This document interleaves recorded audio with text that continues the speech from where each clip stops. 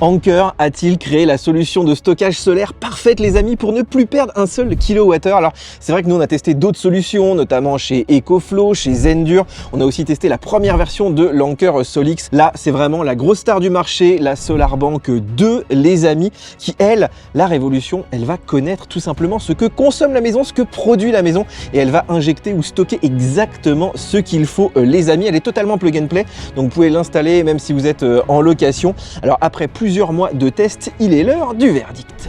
Alors pourquoi stocker son énergie solaire? Tout simplement parce que l'énergie solaire, on la produit la journée et puis on en a souvent besoin plutôt le soir, voilà, quand on rentre du boulot. Alors c'est vrai qu'avec 1, 2, 3 panneaux solaires, comme on en teste régulièrement, en général on arrive à tout consommer puisque ça comble le talon de consommation, mais au-delà de 800 000 watts, quand vous avez beaucoup de panneaux solaires, eh bien tout simplement il va falloir stocker le surplus solaire dans la batterie et la batterie va jouer le rôle de tampon pour redistribuer l'énergie le soir dans sa maison. C'est tout simple à comprendre, mais ça coûtait jusque-là quand même beaucoup d'argent et c'était pas toujours très rentable. Alors le système Anker Solix SolarBank 2, c'est surtout ce gros machin qui contient à la fois la batterie, l'onduleur, rappelez-vous avant il était séparé, toute l'électronique, le Wi-Fi, enfin vraiment tout ce qu'il faut est là-dedans, c'est totalement plug and play.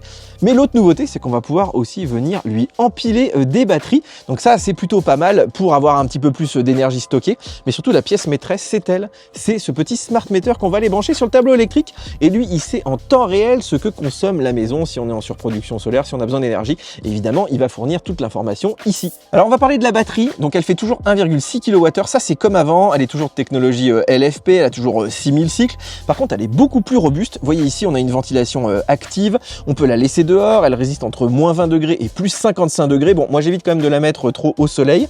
Alors, regardez, sur l'avant, là, on a une prise qui va directement vers la maison pour alimenter la maison. On a une prise 220 volts ici. Donc, ça, c'est pour récupérer de l'énergie sur la batterie. Donc, jusqu'à 1000 watts, c'est plutôt pas mal. Mais bon, c'est pas non plus énorme. On peut pas brancher, par exemple, un gros sèche-cheveux dessus. Et puis, de l'autre côté, on a des entrées solaires. On en a jusqu'à 4. On va en reparler. Alors, les batteries externes, elles font aussi 1,6 kWh. Mais vous voyez, elles sont beaucoup plus compactes parce qu'elles n'ont pas toute l'électronique derrière. Elles n'ont pas l'onduleur. Mais en tout, là, on peut mettre quasiment 10 kWh. Ça, c'est presque ce qu'on consomme dans une maison le soir, une maison à peu près normale. Donc, c'est vraiment pas mal. Alors, je vous le disais, la pièce maîtresse, c'est ce petit smart meter. En fait, c'est un module à placer sur le tableau électrique. Vous n'avez pas besoin d'électricien. En fait, il suffit vraiment de l'alimenter. Tout simplement, le schéma électrique est hyper simple.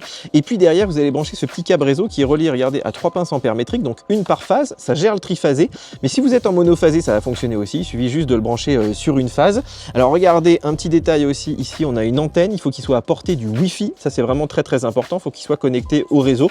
Et l'installation se fait avec l'application mobile. Donc, ça prend vraiment que quelques secondes. Donc, si vous n'êtes pas sûr de vous, prenez un électricien. Mais très franchement, voilà, regardez des petits tutos sur YouTube un peu détaillés. Mais franchement, le schéma électrique est quand même hyper simple. Et puis, n'hésitez pas à me poser des questions en commentaire si jamais vous galérez. Alors, les panneaux, vous pouvez mettre ce que vous voulez. Mais Anker fait des bundles vraiment sympas avec les batteries. Donc, des fois, ça vaut le coup financièrement. Surtout, ils ont des bonnes puissances. Ici, on est à 540 watts avec ce modèle. Donc, bien sûr, ils ont des panneaux un petit peu plus petits. Puisque celui-là, donc, il a un super rendement, 23%. Il est garanti 12 ans. Même, on nous dit, après 25 ans, il produit encore 85%.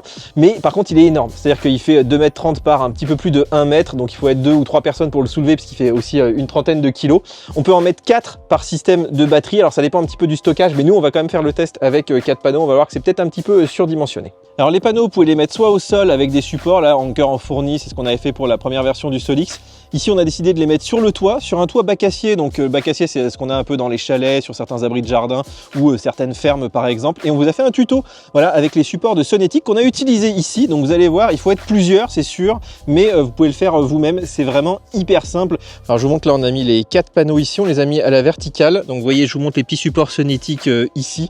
Et franchement, l'installation est très très propre. Il faut juste faire attention à faire bien descendre les câbles sous les panneaux. On va parler bien sûr de la partie électrique.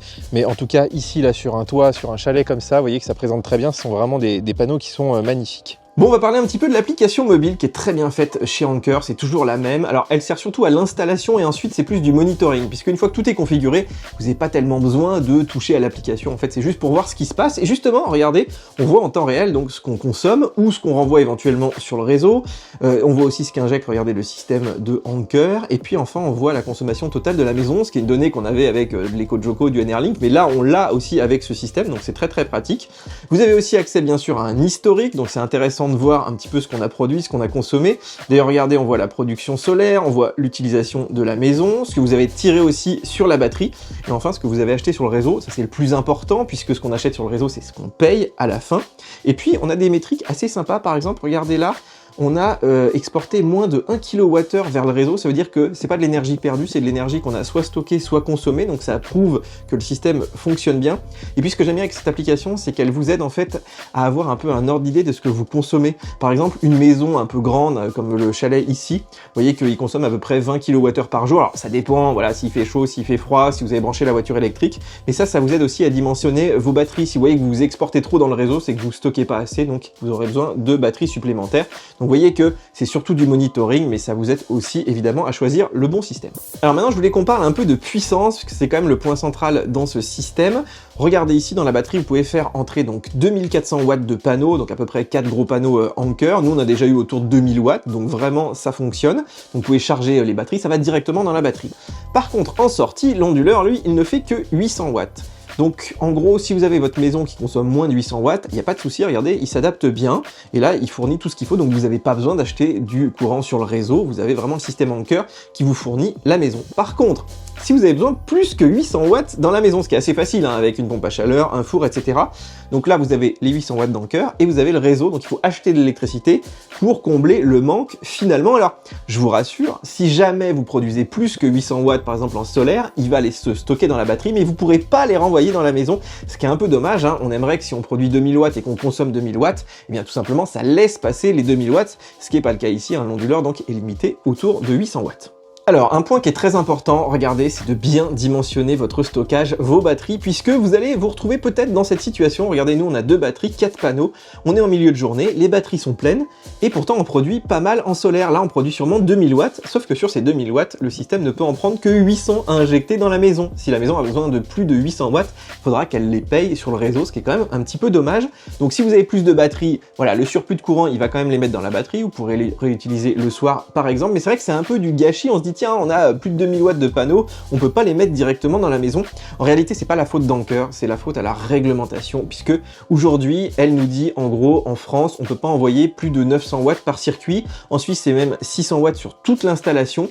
En France, on pourrait se dire, tiens, voilà, par phase, on peut mettre 900 watts, donc 3 x 9, voilà, vous pouvez arriver à avoir quand même des grosses puissances. Là, Anker n'a pas prévu de pouvoir mettre 3 systèmes Anker sur le même smart meter, ça viendra peut-être, mais en tout cas, dans l'idée, c'est possible au niveau de la réglementation. Mais c'est vrai que du coup, ce système, en fait, il va combler plus votre talon de consommation que les pics. Tous les pics du four, des plaques de cuisson, du chauffe-eau par exemple, ou éventuellement de la voiture électrique, eh bien, ils vont pas être comblés par ce système, ce sera pas possible.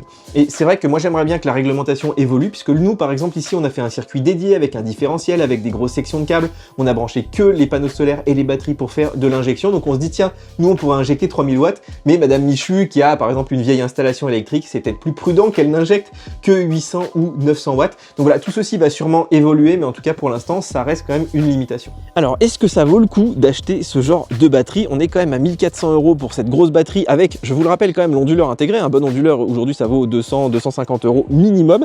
Eh bien, regardez, on a une batterie de 1,6 kWh qui est capable de faire 6000 cycles, qui, en gros, dans toute sa vie, va produire entre 8 et 10 000 kWh, ce qui veut dire que le kilowattheure stocké ici, il est entre 12 et 14 centimes. Ça, c'est quand même 2 fois moins cher que le prix des heures pleines en France. Donc oui, c'est relativement rentable, c'est même moins cher que le courant de nuit, c'est même encore plus rentable dans des pays comme l'Allemagne ou la Suisse. Donc oui, on peut dire que cette batterie, si vous la gardez longtemps, si elle tombe pas en panne, elle a quand même une bonne garantie en général, eh bien c'est relativement rentable. Donc ça, c'était pas le cas il y a quelques années encore, et les prix vont continuer de baisser évidemment, vous pouvez toujours attendre, mais en tout cas, si vous l'achetez aujourd'hui, a priori, vous retrouverez vos petits, d'autant que l'électricité, ça continue toujours d'augmenter. Alors pour conclure, ce système est pour moi l'un des plus aboutis du marché, il est ultra plug and play, hyper simple à installer, et surtout les amis, vous avez absolument rien à faire. Une fois qu'il est installé, il suffit de le laisser tourner. Donc ça, c'est assez cool. Et puis, niveau rentabilité, ce que je vous conseille, c'est déjà d'investir dans, on va dire, 2 kits solaires pour gérer votre talon de consommation. Par exemple, chez Sonology, je vous remettrai les petits liens. Et puis après, ici, pour tout ce qui est stockage, vous pouvez prendre 2 panneaux chez Anker, plus une batterie et une batterie annexe. Et là, vous allez couvrir, on va dire, des fois, les 2 tiers, les 3 quarts même pendant l'été, voire être totalement indépendant. Ça dépend un petit peu de votre consommation en journée. En tout cas, ici, dans un grand chalet comme ça, on a réussi à couvrir quand même les 2/3 de nos besoins, donc c'était vraiment pas mal. Donc on l'a vu, c'est quand même relativement rentable. En tout cas, ici, on a pratiquement plus besoin du réseau. Et voilà les amis, pour ce test de la solution Anker Solix SolarBank 2, je vous rappelle qu'il y a aussi un test écrit, il y a aussi tous les liens pour acheter ces produits, je vous ai tout mis dans la description. En attendant, bien sûr, on like, on s'abonne à la chaîne, on prend aussi un abonnement VIP puisque ces tests ne sont pas sponsorisés, c'est extrêmement rare sur YouTube, ce qui nous permet aussi de les critiquer. Allez, je vous fais des gros bisous et on se retrouve très bientôt. Ciao, ciao!